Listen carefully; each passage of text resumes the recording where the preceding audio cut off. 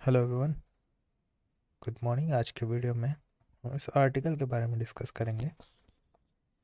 This is the 7 common mistakes in technical analysis. तो यहाँ पे एक्चुअली में ये जो पूरा आर्टिकल है बहुत ही अच्छा आर्टिकल है, और इसमें ये बताया जा रहा है कि टेक्निकल एनालिसिस जो है बहुत हार्ड है, और इवन एक्सपीरियंस्ड वन वो मेक फीवर एरर्स, वो लोग भी मतलब जिनके कम मिस्टेक्स भी होते हैं वो भी इसमें ढकेले जाते हैं और मतलब अपना नुकसान ही कर लेते हैं। तो इसमें ये भी लिखा है कि losses are impossible to avoid for any other trader, any trader. ठीक है, मतलब आप लॉसेस को इम्पॉसिबल है, मतलब पॉसिबल ही नहीं है कि अवॉइड कर सको। तो जो मिस्टेक्स के बारे में है और ये उसके बारे में चर्चा करेंगे। The best trader always remain open minded, rational and काम। सो यहाँ पे जो पहला पॉइंट है, यहाँ पे लिखा है टेक्निकल एनालिसिस कहीं भी अप्लाई होता है, हर फाइनेंशियल मार्केट में, चाहे वो आपका फॉरेक्स हो, गोल्ड हो या क्रिप्टो। तो चलिए, इसमें पहला है नॉट कटिंग योर लॉसेस। तो नॉट कटिंग योर लॉसेस जो है वो इसमें ये बताया गया है कि किस तरीके से आप अपना लॉस अगर कट नहीं करते हो तो आपको नुकसान हो सकता है। तो ये तो बहुत सिंपल चीज़ है। और सेकेंड है ओवर ट्रेडिंग। तो ओवर ट्रेडिंग जो पॉइंट है इसको मैं नहीं मानता हूँ, क्योंकि आप मैक्सिमम कितना भी ट्रेड ले सकते हो, और आपको स्टॉप तभी होना है जब आपका सेटअप जो है वो फेल होने लगे, और या फिर आपका एक परसेंटेज ऑफ लॉस हो जाता है बैलेंस का, तब आप स्टॉप हो सकते हो। अदरवाइज अगर प्रॉफिट में जा रहा है कंटिन्यूस ट्रेड और आपका लॉजिक एकदम सही है तो उसको ओवर ट्रेडिंग नहीं कहते। थर्ड है revenge trading. Revenge trading is kind of psychological thing, और इस पे वही होता है कि लॉस रिकवरिंग की चीज़ें, तो ये भी एक साइकोलॉजिकल चीज़ है। क्योंकि यहाँ पे आपके दो स्टॉप लॉस हो गए, हिट हो गए, तो आपने थर्ड टाइम स्टॉप लॉस नहीं लगाया, या फिर कुछ ऐसा इमोशनल डिसीजन ले लिया जिसके कारण पूरा अकाउंट चला गया। तो ये सारी चीज़ें तो मतलब साइकोलॉजिकली कंट्रोल कर सकते हैं। इसमें कोई आपको बहुत ज़्यादा मेहनत करने की ज़रूरत नहीं है। लेकिन फोर्थ पॉइंट जो है, बीइंग टू स्टबर्न टू, ये भी एक साइकोलॉजिकल फैक्टर है कि आप मार्केट की कंडीशन को जानते हुए भी अपने आप के डिसीजन को चेंज नहीं कर रहे हो, और मार्केट के अगेंस्ट बेट कर रहे हो, या फिर कुछ ऐसा कर रहे हो जो कि मार्केट आपको बता रहा है लेकिन आप उसको नहीं एक्सेप्ट कर रहे हो। इग्नोरिंग एक्सट्रीम मार्केट कंडीशन, ये जो पॉइंट है इसको हम यहाँ पे समझेंगे कि there are times when the predictive qualities of TA become less reliable. तो यही बहुत इंपॉर्टेंट पॉइंट है, इसके बारे में मैंने वीडियो बना रहा हूँ। जैसे ब्लैक सैमन स्वैन इवेंट्स और other kind of extreme market condition that are heavily driven by emotion and mass psychology. चलिए इसको हम समझते हैं। तो इसमें ये बता रहा है मोमेंटम के जो इंडिकेटर होते हैं जैसे आरएसआई वगैरह, वो सब यूज़ करके आप ओवरबॉट ओवरसोल्ड कंडीशन आप डिटेक्ट कर सकते हो। ये एक एग्जांपल है, लेकिन इसको हम थोड़ा डिटेल में समझेंगे। ये इंपॉर्टेंट पॉइंट है, इग्नोरिंग एक्सट्रीम मार्केट कंडीशन। ये है ऑडियो का चार्ट, और यहाँ पे मैंने ज़्यादा बार्स नहीं लिए हैं, लास्ट के 2000 बार्स ही लिए हैं। इस पे आप देख रहे हो ये जो कंडीशन है, मार्केट एकदम स्विंग के हिसाब से चल रहा है। मतलब इधर आप ट्रेड कर रहे हो, आपके प्रॉफिट बनेंगे, पुल बैक पे भी आप बाई करोगे यहाँ पे तो भी पैसा बनेगा, रिवर्सल ट्रेडिंग करोगे तो भी पैसा बनेगा। लेकिन अचानक यहाँ पे आप देखते हो कि प्राइस जो चल रहा है अभी एक सही जोन पे चल रहा है, लेकिन अचानक इस पे देखिए एक्सट्रीमली एकदम अपसाइड जाने लगा और 10% के आसपास ऊपर चला गया। ठीक है, यहाँ पे आप देख रहे हो कि ये किस तरीके से गया है। तो इधर आप अगर आप मतलब एग्जिट नहीं करते हो, कोई भी ऐसे साइकोलॉजिकल मिस्टेक हो जाती है, आप एक्सेप्ट नहीं करो कि यार ये तो रिवर्स होगा, नहीं होगा ये रिवर्स, ये कहाँ तक जाएगा किसी को नहीं पता। तो ये एक ऐसी चीज़ें हैं जिसको आप ये बोल सकते हो इग्नोरिंग एक्सट्रीम मार्केट कंडीशन। तो ये हम किस तरीके से पहचान सकते हैं, और जैसे कि मुझे ये वाला जो एरिया था ये पता था सेल का, लेकिन फिर भी मैं यहाँ पे हिम्मत ना हुआ सेल करने का, क्योंकि ये एकदम एक्सट्रीमली ओवरबॉट है। और यहाँ पे ऐसा क्या हुआ जिसके कारण इतना बड़ा मूव आया। तो इसको समझने के लिए हमें इस सबसे पहले पॉइंट है कि हम अगर छोटे स्टॉप लॉस के साथ ट्रेड करते हैं, जब ये कंडीशन आई फॉर एग्जांपल, उसके पहले हम देखेंगे क्या हुआ। ये जो पॉइंट है ये आराम से प्राइस चल रहा था, हायर हाई हायर लो इस तरीके से बना रहा था। तो मान लीजिए कि हम कोई एग्जांपल लेते हैं यहाँ पे सेल का। मान लीजिए आपने यहाँ कहीं सेल किया, ओके। तो ये जो भी स्टॉप लॉस मैक्सिमम अगर लोग लगाएंगे वो इस स्विंग के ऊपर ही लगेगा, स्विंग के ऊपर ही लगेगा। और इस स्विंग में आप देखोगे कि ये स्टॉप लॉस जो है एक वॉल्यूम कैंडल से हिट हो गया। एक तो ये बहुत इजी तरीका है निकलने का। दूसरा ये तरीका है कि हम बड़े टाइम फ्रेम पे जाएं। एक मतलब ये कोई तरीका नहीं है, मतलब आप जो भी एंट्री कर रहे हो उसमें स्टॉप लॉस तो लगाओगे ही, वो स्टॉप लॉस हिट हो जाएगा, गेम खत्म। लेकिन दूसरा एक तरीका है वो समझने का, हम बड़े टाइम फ्रेम में जाएंगे, लाइक 30 मिनट टाइम फ्रेम। यहाँ पे आप देखो कि प्राइस एक रेंज में चल रहा था, एक रेंज में चल रहा था और रेंज का ब्रेकआउट हुआ है। जो आपको पता है कि काफ़ी टाइम से 30 मिनट चार्ट में रेंज पे है, तो इधर आप कहीं भी ब्रेकआउट हो सकता है। वैसे कि ये मतलब एक डाउन साइड में रेंज में तो अपसाइड ही ब्रेकआउट मोस्टली होता है, लेकिन ये नीचे की तरफ भी हो सकता है ब्रेकआउट।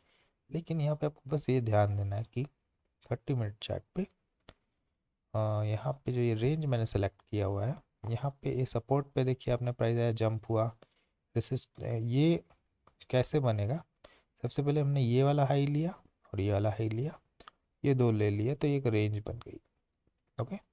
हीरो बन गई। अब इसको आगे अगर एक्सटेंड करेंगे तो आप देखोगे ये सपोर्ट काम कर रहा है, ठीक है। सपोर्ट कर तो इधर से भी रिजेक्शन काम किया है, लेकिन इसका ब्रेकआउट हुआ। जैसे कि मैंने बताया ये जो हैमर बना हुआ है, इसका एक ब्रेकआउट जैसे ही हुआ, बहुत बड़ा ब्रेकआउट हो गया, तो इस कारण ये फेल हो गया, ठीक है। तो एक तो दूसरा तरीका मतलब ये है कि इस चीज़ को आप पहचान के अभी एक थर्ड है मोमेंटम इंडिकेटर्स लाइक RSI। तो हम यहाँ पे अगर ऑसिलेटर्स RSI यहाँ पे डालते हैं 14 का क्लोज, तो यहाँ पे 1 मिनट में तो कोई सेंस नहीं बनता है, क्योंकि समझ नहीं आएगा आपको RSI। ये ऑलमोस्ट मतलब 30 60 40 60 ऐसे चल ही रहा है। लेकिन इधर क्या हुआ, आप देख अगर हम देखेंगे कि ये जब ब्रेकआउट हुआ तो ये एक्सट्रीमली ओवरबॉट चला गया था, 100 के ऊपर चला गया था RSI। तो ये एक ऐसी कंडीशन है जो कि को बता सकता है कि, लेकिन मैं क्या सजेस्ट करूँगा कि RSI को मिनिमम 15 मिनट चार्ट पे ही देखना चाहिए या फिर 30 मिनट चार्ट पे। तो 30 मिनट चार्ट पे आप देखोगे तो RSI जो था इधर से सपोर्ट ले रहा था, ये वाला लाइन पे सपोर्ट लिया था, तो कि यहाँ पे 40 था, ठीक है। इधर सपोर्ट लिया था, ये 40 के नीचे था, मतलब ओवर और सोल्ड कंडीशन में था।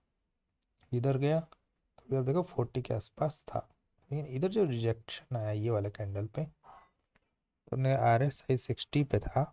तो इधर जितने लोगों ने भी सेल किया था एक्सट्रीम ओवरबॉट कंडीशन पे, उनका स्टॉप लॉस इधर कहीं होगा, वो हिट हो गया। हिट हो गया इस कारण बहुत बड़ा वॉल्यूम ब्रेकआउट आ गया। इसको ये भी बोल सकते हो कि आप सेलर्स का SL हंटिंग हुआ है। दूसरा केस होगा कि ये रेंज का ब्रेकआउट हुआ है। सेकेंड चीज़ हम यहाँ पे देखते हैं बिल विलियम्स का एवरिज्म ऑसिलेटर लगा के।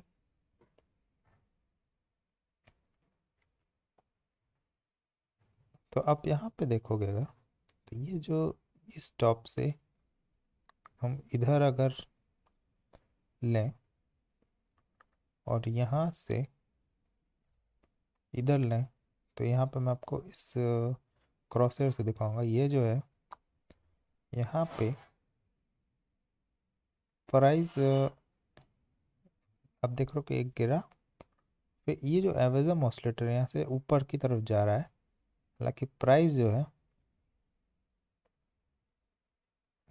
एक मतलब यहाँ पे आप देखो ये इधर से ऊपर की तरफ गया है, और यहाँ पे आप देखोगे प्राइस तो इस पॉइंट से यहाँ एग्जैक्टली यहाँ से और यहाँ तक एक रेंज में था।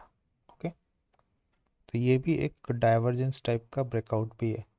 तो दूसरा तीसरा तरीका ये हो गया कि एविज़म ऑसिलेटर से आप देख सकते हो कि डाइवर्जेंस बन रहा है क्या। हालांकि ये 30 मिनट चार्ट है, अगर मैं छोटे टाइम फ्रेम पे जाऊँ तो थोड़ा सीन क्लियर हो सकता है। तो ये ब्रेकआउट होने के पहले आप देखोगे एविज़म ऑसिलेटर ऑलमोस्ट कंसोलिडेट कर रहा था 5 मिनट पे, और इधर भी ऑलमोस्ट कंसोलिडेट कर रहा था। तो यहाँ पे ये तो एक इसको हम कंसिडर नहीं करेंगे।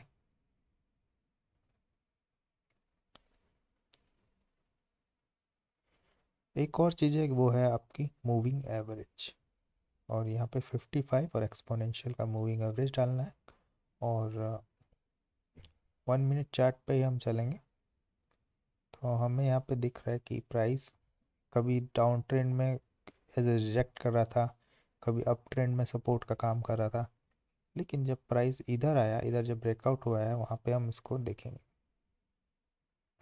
अगर आप देखोगे कि प्राइस इधर से सपोर्ट लिया और फिर यहाँ से रिजेक्ट किया, मतलब इस लाइन के ऊपर ही था, और फिर जब तक यहाँ पे ऊपर गया, मतलब अगर यहाँ पे किसी ने बाई ट्रेड करी थी तो एग्जिट तब भी करता है जब यहाँ पे ये इसका ब्रेकआउट होता है। तो इधर आपने देखा ये ब्रेकआउट हुआ तो इधर एग्जिट बनता है, और इधर अगर एग्जिट कर लिया फिर आपने देखा प्राइस कहीं ऊपर नहीं गया, वापस कॉन्सुलेट करके फिर से इसके नीचे आ गया और कंटिन्यू देखिए रैली करी डाउन साइड। EMA 55 है, फिर ऊपर गया तब ये सपोर्ट ले रहा है।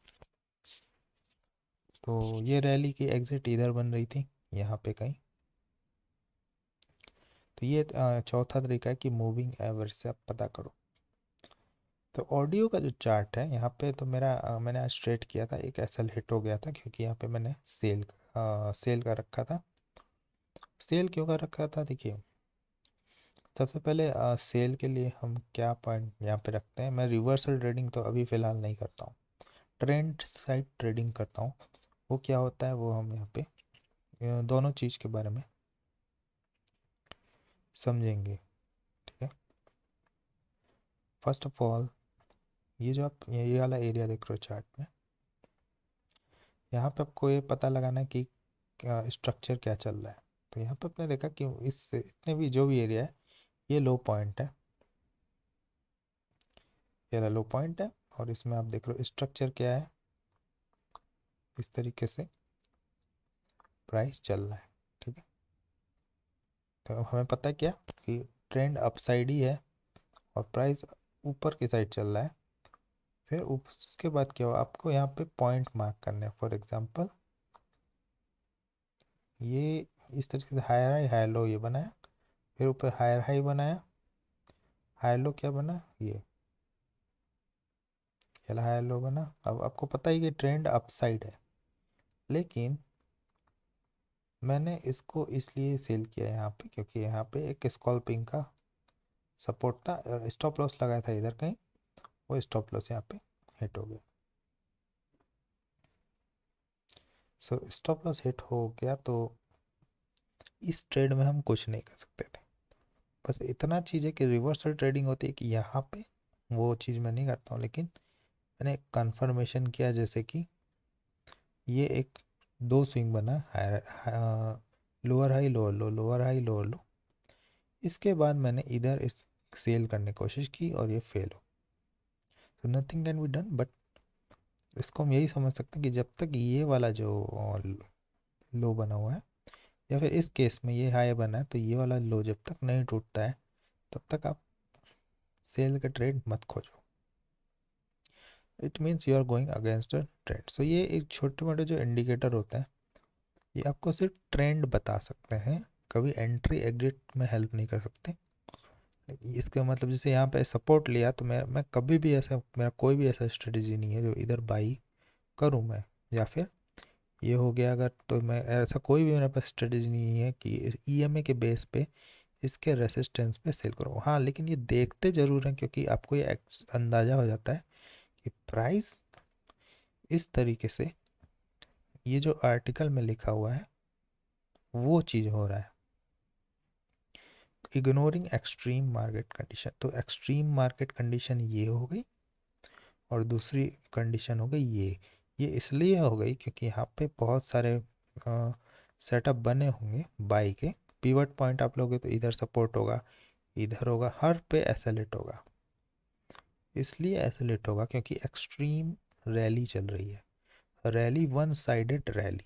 वन साइडेड रैली को समझना बहुत ज़रूरी होता है क्योंकि ये चीज़ हर हफ्ते या हर महीने में कभी भी चार्ट पे हो सकती है।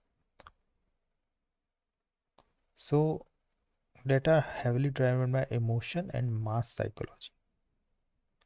तो आपको यहाँ पे लिखा है ultimately the markets are driven by supply and demand, and there can be times when they are extremely imbalance to one side. One side क्या बोला मैंने, यही वाला चीज़,